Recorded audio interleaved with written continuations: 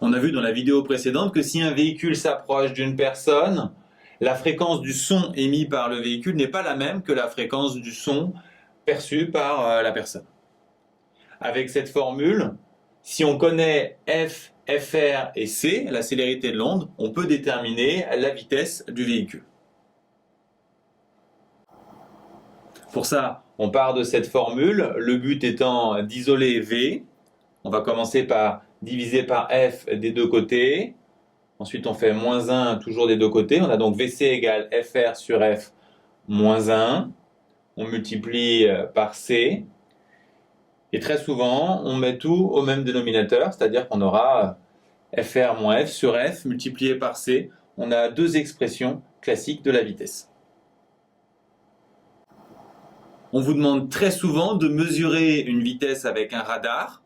Bon, dans ce cas, la voiture a priori ne sera pas de police, mais les différences intéressantes ne sont pas là. Il y en a deux.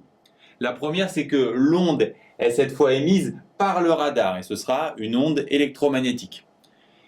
Et deuxième différence essentielle, il y aura effet Doppler à l'aller et effet Doppler au retour.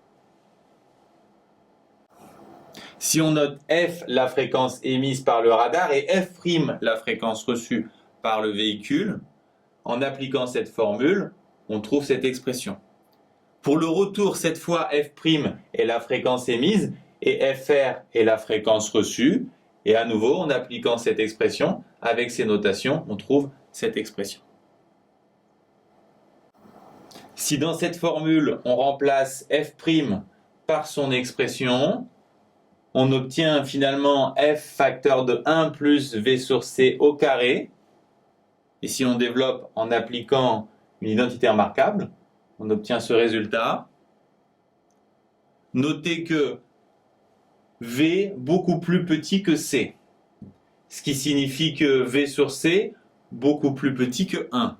Si on multiplie des deux côtés par V sur C, on découvre que V carré sur C carré est négligeable devant V sur C, donc on peut approximer cette formule par celle-ci.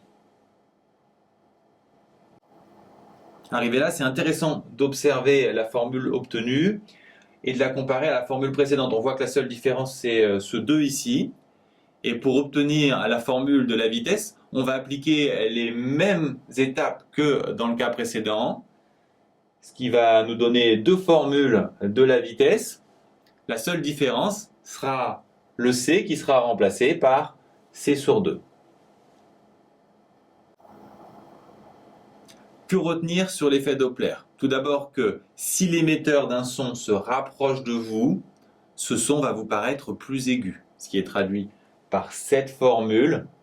Quand l'émetteur se rapproche, la fréquence semble plus aiguë. Notez qu'elle est uniquement valable si la vitesse est inférieure à la célérité de l'onde. À partir de là, toutes les formules tombent en cascade. La fréquence augmente, c'est l'inverse pour la période. Et il est important de se souvenir que longueur d'onde et période étant proportionnelles, ce qui est vrai pour la période est vrai pour la longueur d'onde. Ensuite, quand émetteur et récepteur s'éloignent, c'est très simple, vous changez tout simplement tous les signes. Deux applications classiques de l'effet Doppler. La première étant d'ailleurs plutôt une interprétation. Il s'agit d'utiliser les formules sur la longueur d'onde pour expliquer les effets blue shift et red shift des rayonnements qui nous viennent de l'espace. Deuxième application, calculer une vitesse à partir de ces formules et en particulier dans le cas du radar, c'est-à-dire avec retour de l'onde vers l'émetteur.